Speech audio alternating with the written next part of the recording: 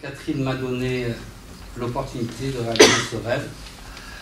Avant de me décider de faire ce livre, j'ai longuement hésité, parce que j'estime que pour écrire un livre comme ça, il faut d'une part une grande empathie avec le sujet, ça je l'avais, mais il faut aussi une légitimité. Alors, la légitimité, elle était incontestable pour les Calanques ou le Verdon, mais les Dolomites, je n'ai ouvert qu'une première avec Georges Limanos. Donc, en tant qu'acteur, il y a des tas de gens qui ont joué un rôle équivalent ou bien supérieur au mien. Bon, il y avait l'amour et la connaissance des Dolomites qui suppléaient. Voilà. Alors, pour moi, c'est un des plus beaux massifs de la Terre. Avec ma femme, on a énormément voyagé. Mais c'est un des plus beaux massifs de la Terre parce qu'il est particulièrement bien proportionné. Il est d'une beauté magique. Et les parois, paf, elles surgissent comme d'un coup de baguette de fée. Elles surgissent des pierriers, mais aussi des prés et des forêts. Et c'est particulièrement propice au repos du guerrier, après avoir fait une voie extrême, se reposer dans l'herbe à côté en train de bouquiner et de boire une bière. Ça fait partie aussi du plaisir des Dolomites, tout en restant dans le massif. Donc, les Dolomites, comme presque tous les massifs européens et extra-européens, elles subissent d'abord les assauts des Anglais, la conquête des sommets. Il n'y en a pas beaucoup, il n'y a que Tuquet, Bol, quelques-uns. Tuquet parmi les stars de l'époque, parce que les Anglais doivent estimer que c'est pas bien haut par rapport aux 4000 des Alpes, du Valais ou du Mont Blanc, ainsi de suite. Mais enfin, ils sont parmi les premiers à faire des ascensions, et aussi les locaux. Chivette, deuxième ou troisième sommet du massif, Marmolade, le plus haut sommet. Tout ça c'est conquis à peu près à la même époque que le Cervin, à la fin du 19e. On passe à l'étape suivante assez rapidement, parce que ces sommets, certains sont très faciles. Il y a quelques tours, on va y revenir, qui sont assez difficiles et qui poseront des problèmes aux grimpeurs jusqu'à la veille de la Première Guerre mondiale. Mais rapidement, les Dolomites, parce qu'il faut dire que c'est là où l'escalade extrême va naître, et c'est là où les grimpeurs actuels continuent à puiser dans les sources. Rapidement, les grimpeurs sont attirés par les parois magiques. Je reviens un peu en arrière, la face sud de la Marmolade, une des plus belles parois avec celle de l'Alchevette, des Dolomites, 4 km de large, jusqu'à 900 mètres de haut, au milieu, là au niveau de la voie du Poisson, 600 mètres au niveau du pilier. Et elle est gravie au tournant du 19e et du 20e siècle. Après une tentative solitaire extrêmement osée de Louis Guirizzi, un des meilleurs guides des Dolomites, qui en fait un quart, et il redescend en solo, il n'y avait pas de sec. Elle est gravie l'année d'après. Il y a une demoiselle anglaise, Béatrice Thomasson, avec 2 guides, qui l'a gravie. J'ai eu la chance d'y aller il y a 6 ans. On était trois sexagénaires, à tous les trois, on avait presque 200 ans. Et donc c'était plus le barnier de la jeunesse. J'ai mis à peu près autant de temps pour faire une voie dite de carte, mais où il y a plein de passages de 5 au passage, que ce que j'en avais mis 30 ans avant pour faire les voies plus dures. Voilà, c'est dans la sortie.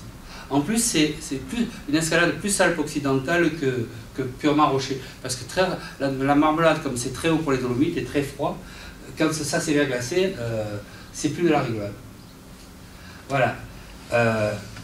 Donc j'ai parlé des sommets principaux, mais il y a quelques sommets extrêmement hardis qui ne seront gravis qu'en 1900. Le Campanile Basso, qui échappe aux Italiens et qui est gravi par deux jeunes Autrichiens.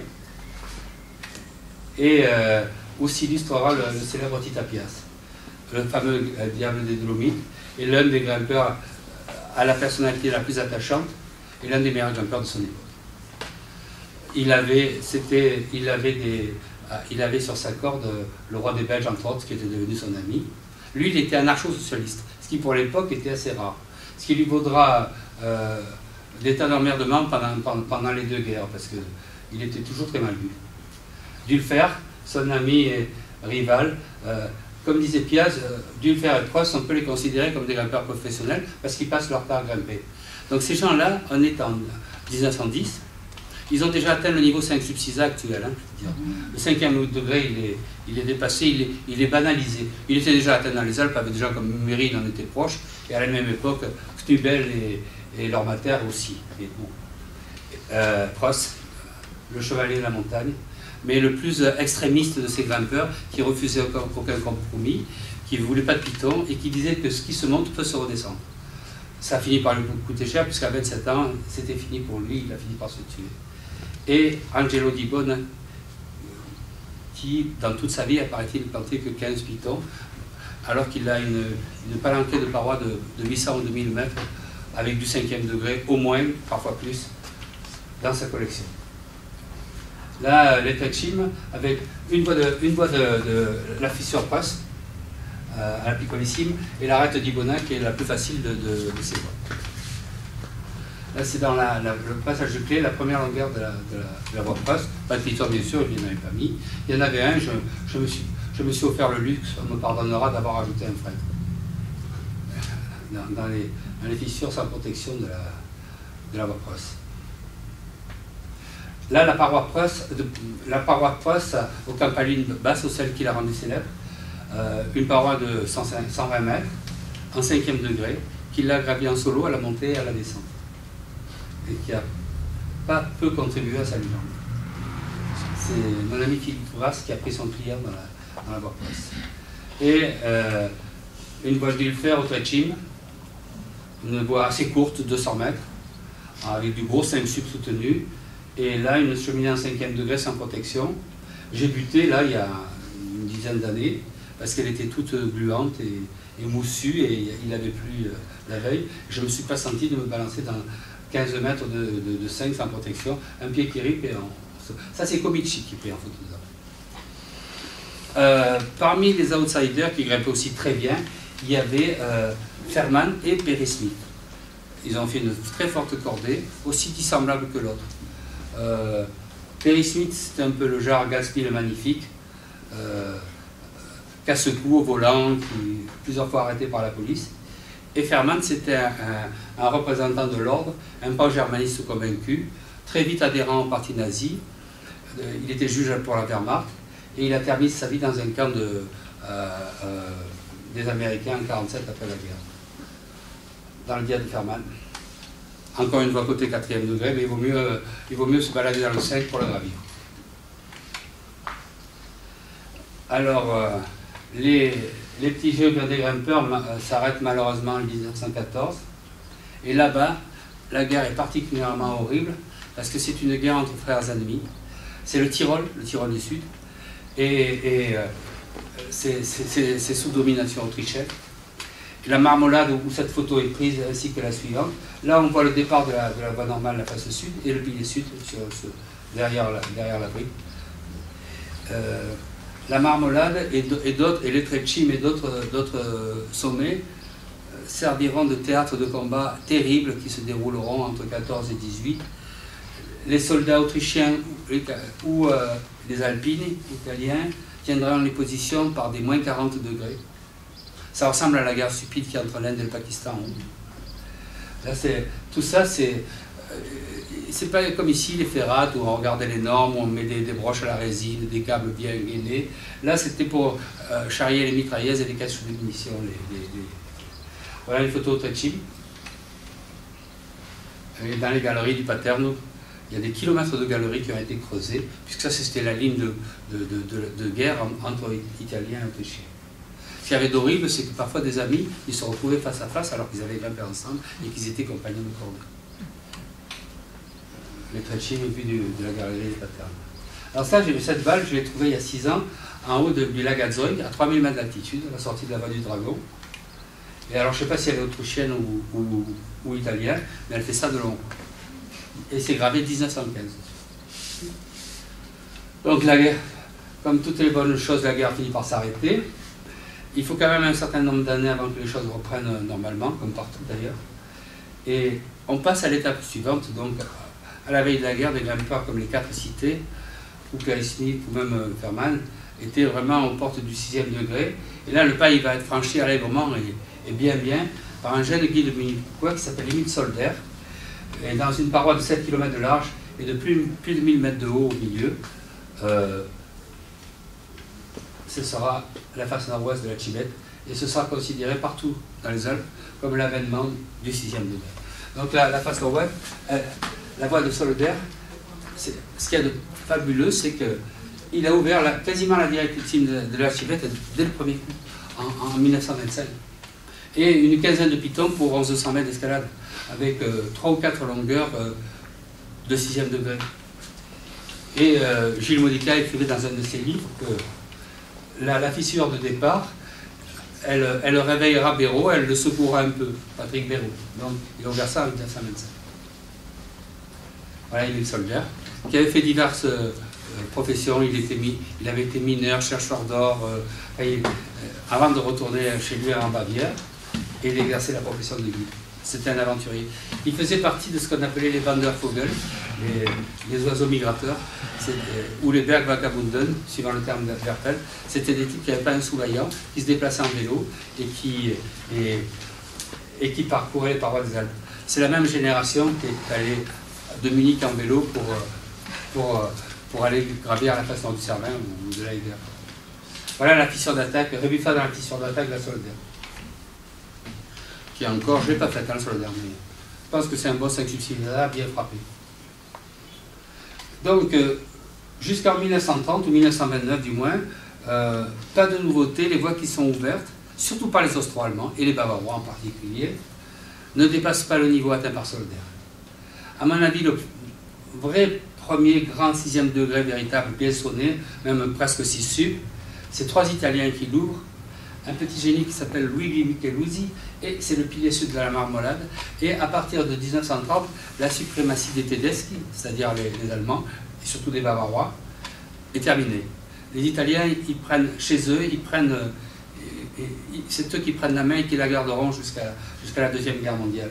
Et on peut l'affirmer, ils seront, et de loin, les meilleurs grimpeurs du monde. Personne n'arrive au niveau de la malléole à ce niveau-là. Donc, première des voies qui ouvre la porte du Sesto supérieur, qui sera considérée comme la difficulté, les limites des possibilités humaines, un terme qui courra jusque dans les années 60. Après, le niveau explosera.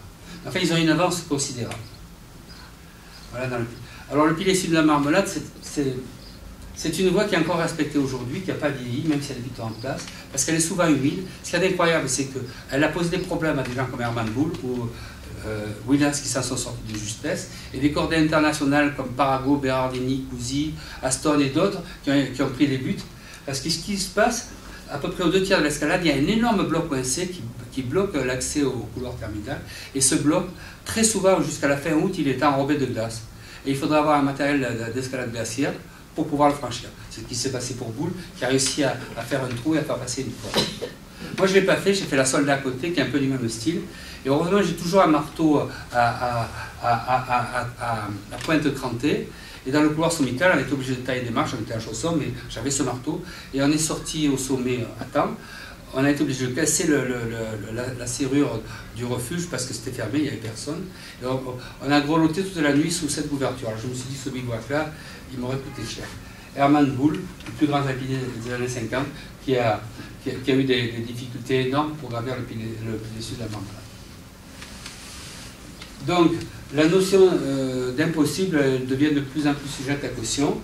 Une phase qui avait fasciné Dulfer, Dibon, Preuss et compagnie, mais qui disait qu'il a jugé impossible, évidemment, il a jugé impossible en 1910, c'est la face nord de la Cima Grande et la voisine, la face nord de la Cima Ouest. Le phénomène, il s'appelle Emilio Comici, associé regardez la position et regardez ce qu'il a au pied déjà. Associé au frère Vima, il en fera la première en France de 3. Alors Comici, c'est un esthète. C'est Elinger 50 ans avant. Et il y a beaucoup d'analogies entre Comici et Elinger. L'élégance, il a fait beaucoup moins de premières que Cassin ou d'autres, mais pour lui, sa philosophie, c'était la goccia cadente, la goutte d'eau. Il s'entraînait, et il a été responsable de plein d'innovations techniques. Cassin et tout ça se sont inspirés de lui. Et pour lui, l'escalade était un art. Beaucoup plus que l'efficacité d'un Cassin qui était un bulldozer, un rouleau compresseur, c'était un art. On est au début des années 30, ou au milieu des années 30, et dans ces années-là, il y a un tel niveau en Italie, il y a une demi-douzaine de leaders qui sont des grimpeurs phénoménaux, Carlesso, Cassin, Vinatzer, Hendrik, Comici, et il y a une vingtaine de second couteaux qui grimpent à peine moins bien. Et avec des gens comme Comici ou comme Carles ou Soldat, on est bien plus près d'Elinger que de Frison-Roche. Pourtant, c'est la même période. Voilà, ils s'entraînent aussi à voler, sur la taille. Voilà un montage de photos là, lors des premières tentatives à l'Altimo West. À Grande, pardon. Comici, il se rend à Lecco sur l'invitation de Cassin, qui est à gauche, et Deloro, qui est à droite. Et il a déjà des chaussures qui ressemblent énormément aux chaussures actuelles, parce qu'à l'époque, il grimpait avec des chaussures en feutre. C'est-à-dire qu'au bout d'une fois ou deux, c'était fini, c'était direct à poubelle. Et lui, il aura l'idée de coller de la gomme dessous. Donc, l'étape après la Grande, c'est la West. Alors, la West, pour ceux qui connaissent un peu les dolos, la Grande, c'est comme ça, et la West, il y a un toit qui avance de 40 ou 50 mètres. Donc, les prétendants, ils se rendent bien compte que une fois quand on est au-dessus du surplomb, c'est fini. Il ne faut pas penser à redescendre. Ça avance entre 40 et 60 mètres suivant les estimations. Voilà. Et le phénomène, là, voilà Comici qui fait une tentative dans le mur jaune, qui est la longueur la plus dure avec la traversée.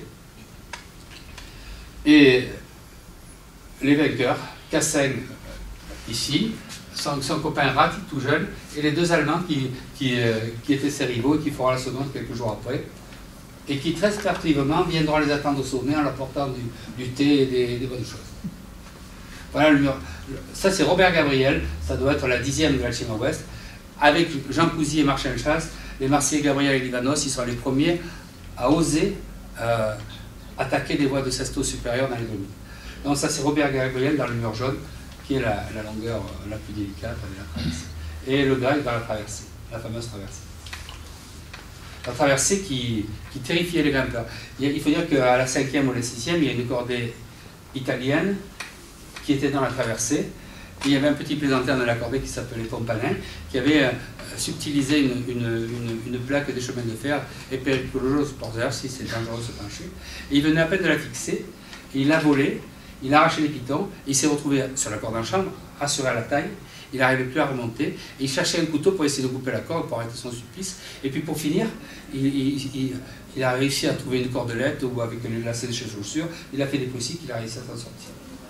Donc, ces voies, à l'aube des années 40, il y a une demi-douzaine ou une petite demi-douzaine de voies qui sont au top niveau de l'escalade, et il faudra attendre des voies comme la face ouest des Drues, encore qu'elles ne les dépasseront pas en niveau, mais qu'elles seront beaucoup plus soutenues.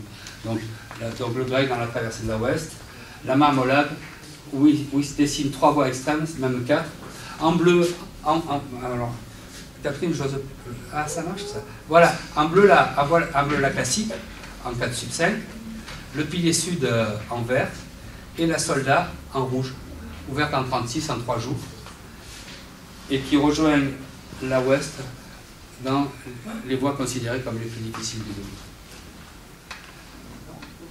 Là, l'accordé Gabriel ici et Livanos lors d'une répétition de la... Bonsoir. Bonsoir. Lors d'une répétition de l'Altimo West. Donc le grec, qui pour l'occasion va tester une nouvelle paire de chaussures. Donc comme je l'ai dit tout à l'heure, les Français, bonsoir, les Français sont très peu nombreux à l'époque. Ça reste le privilège des Italiens et des Austro-Allemands. Les Français sont très peu nombreux à oser se balancer là-dedans. Le premier qui réussira dans tous les styles avec beaucoup de succès, qui sera le plus complet dans ce domaine, c'est Jean Cousy. Pour le grec, Georges Livanos, et pour Gabriel, les Dolomites deviennent une deuxième patrie. Il répète la Ouest assez rapidement, mais le grec, ça lui fait l'effet d'une paire de gifles.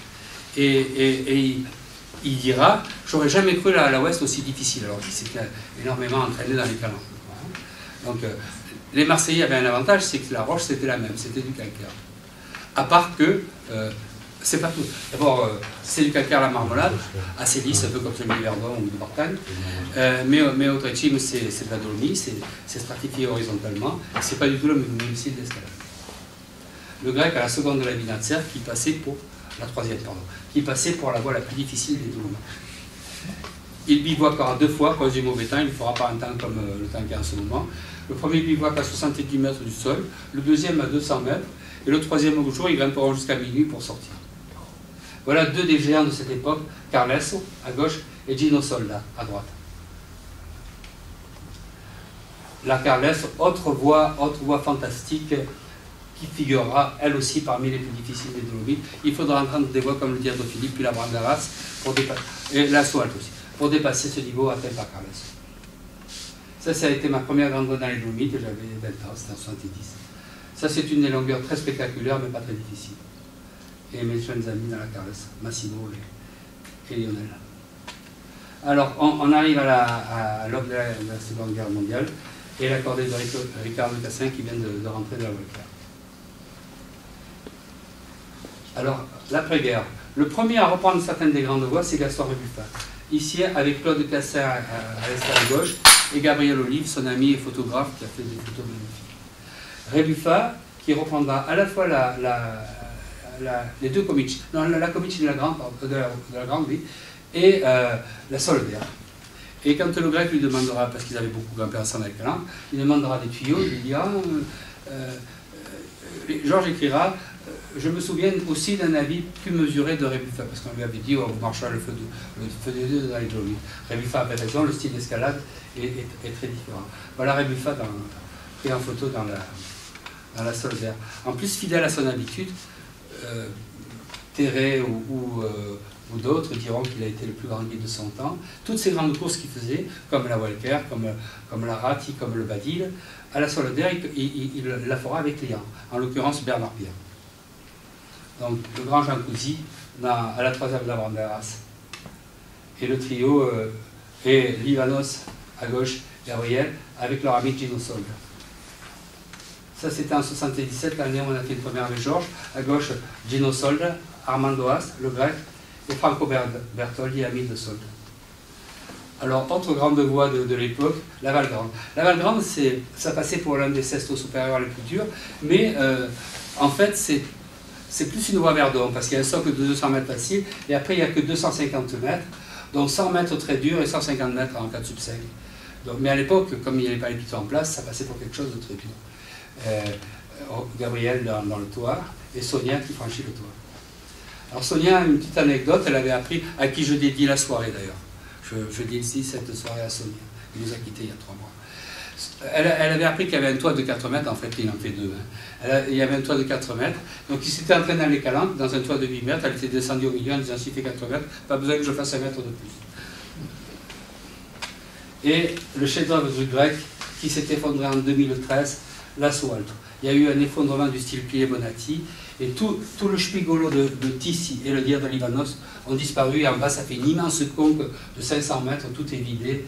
Déjà le socle, c'était pas du bon rocher. Catherine, toi tu l'as fait, c'est pas très beau, hein, voilà.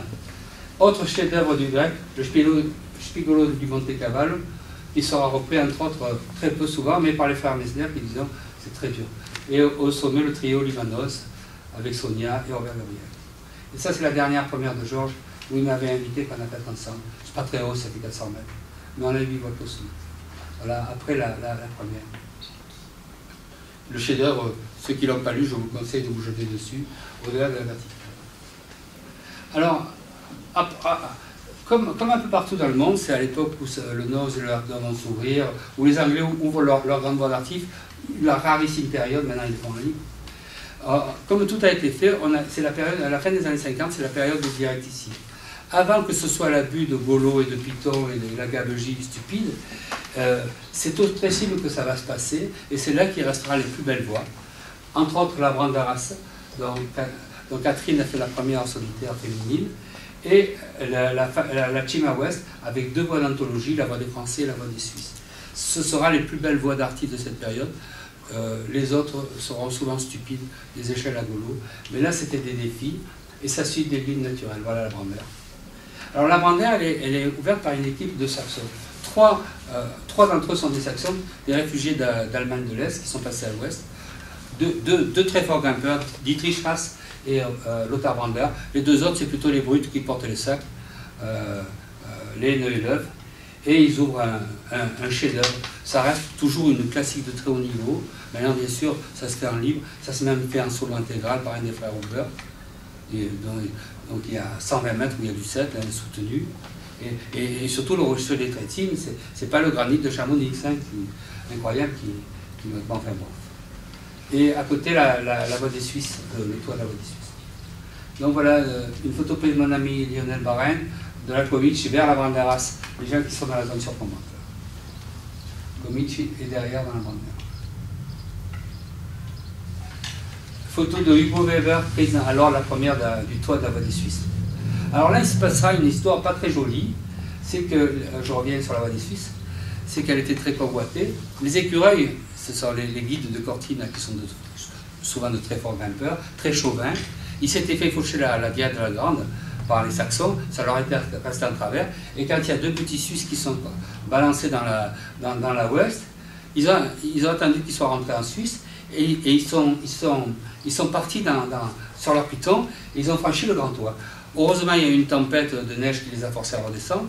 Et deuxième circonstance heureuse, c'est que parmi les Suisses, il y avait notre ami Hugo Weber, qui est un type charmant, et qui était un très beau garçon, et qui nouait une idylle avec une jeune Italienne de Cortine, qui avait été horrifiée par les manœuvres de ses petits copains, les écureuils. Il lui avait envoyé un télégramme.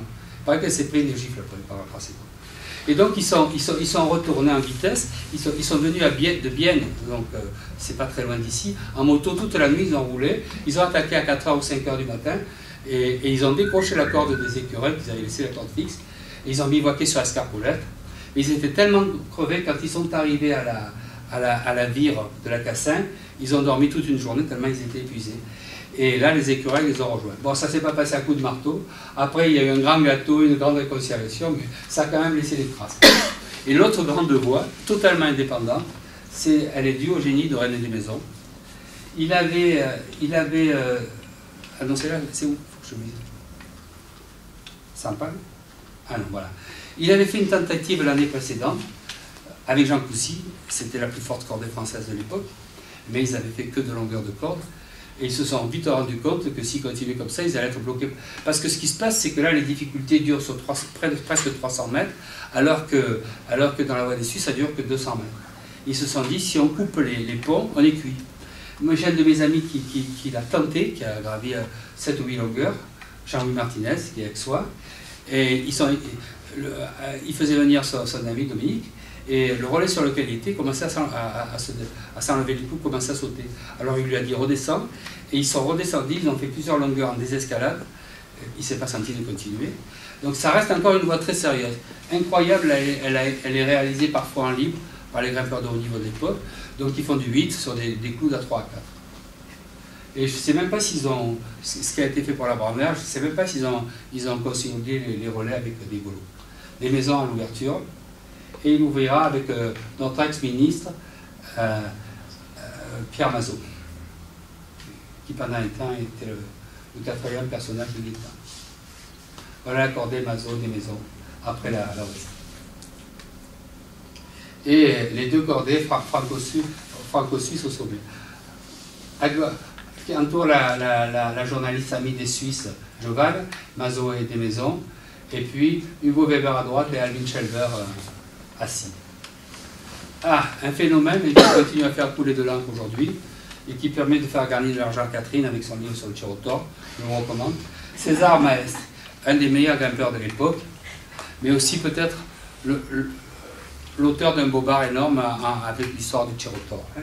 Mais enfin, sa carrière dolomitique, une centaine de voix en 5e et 6e degré en solo, et, enfin, c'était un grimpeur fantastique. Mais un type très travaillé, il avait fait beaucoup de théâtre.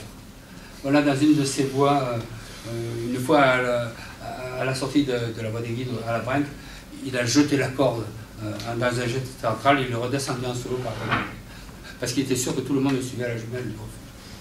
Donc là, dans une de ces voies-là. Alors après une période de grimpeur de livres fantastique, lui aussi il pète un câble et il se met à ouvrir des voies de 350 mètres avec 450 pitons, alors que c'était un fantastique grimpeur de livres. Ça c'est la Roda d'Ival, le grec qui est dedans. Ça se termine naturellement par un toit. Et on arrive, on retourne à la fin des années 60, on retourne au Grand Libre. Le Grand Libre qui n'avait pas complètement été mis de côté, parce qu'il y avait des grimpeurs comme Philippe qui aimaient passer en bouche.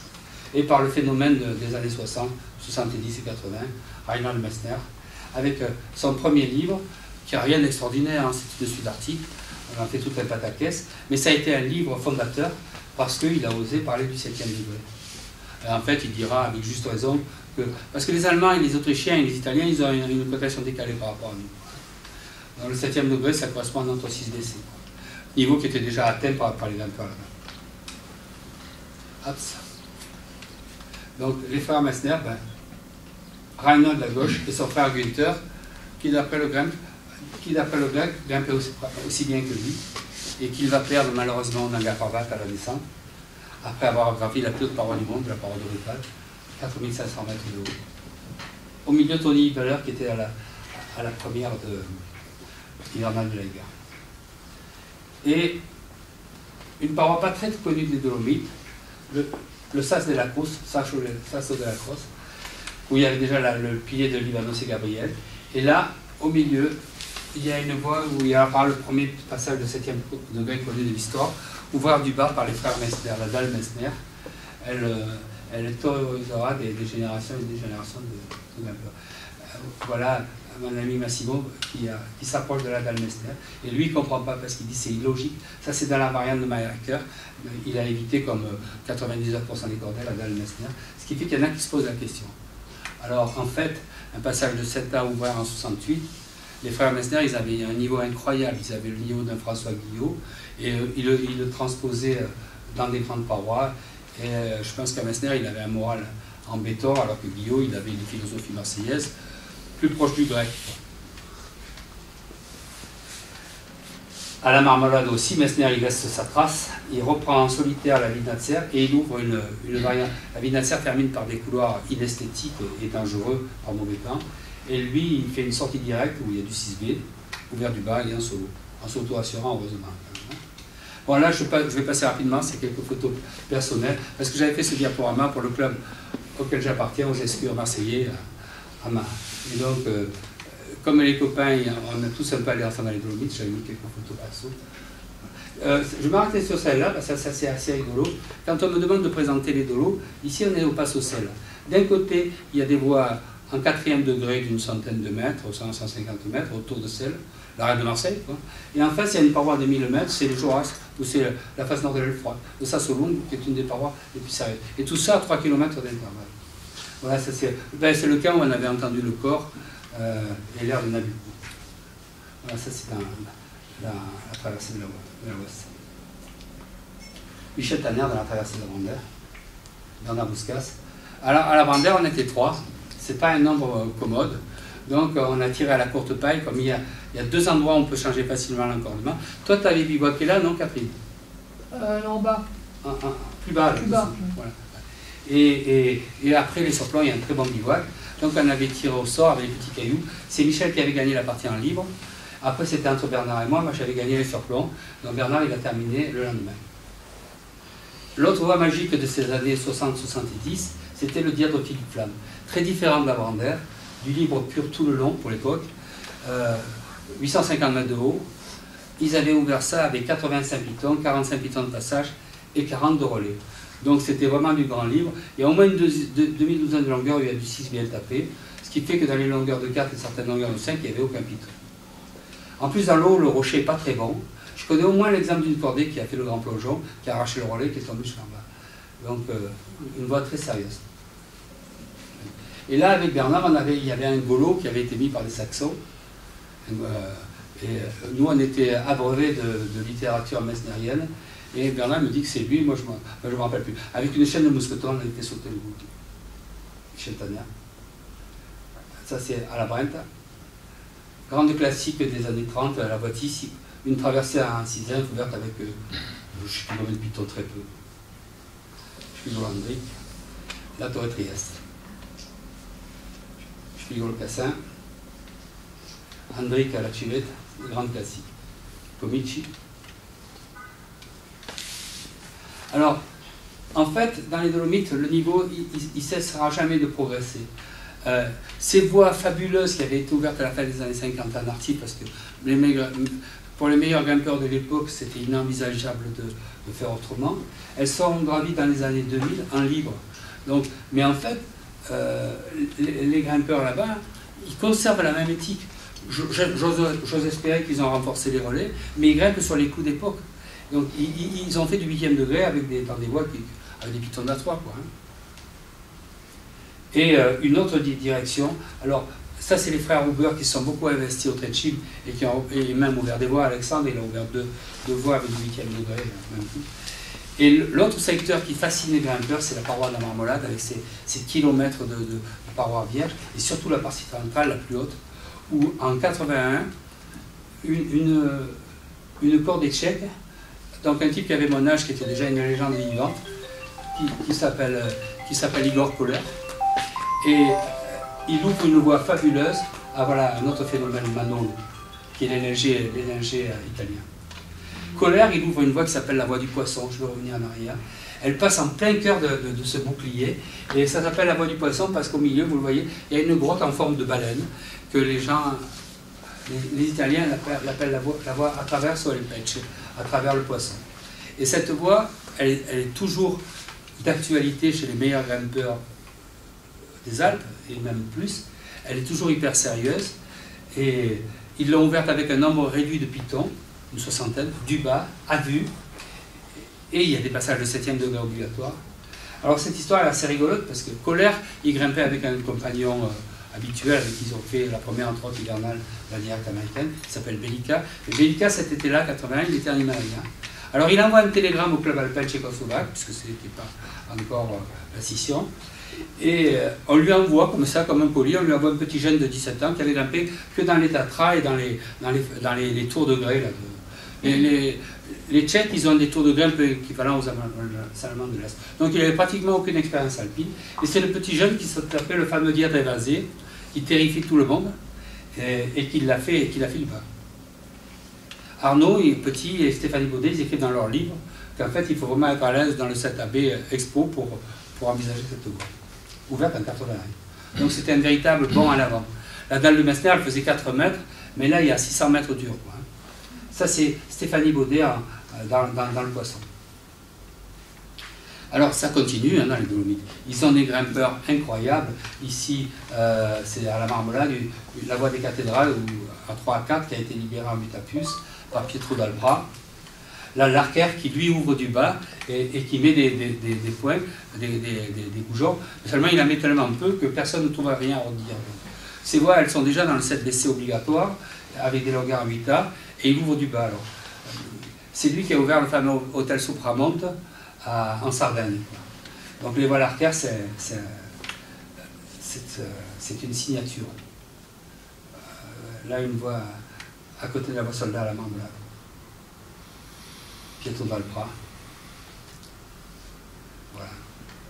Alors je vais terminer en douceur parce que c'est pas que la difficulté extrême, les tolos, c'est la magie. Une petite Catherine dans la bande d'air. Voilà. Merci.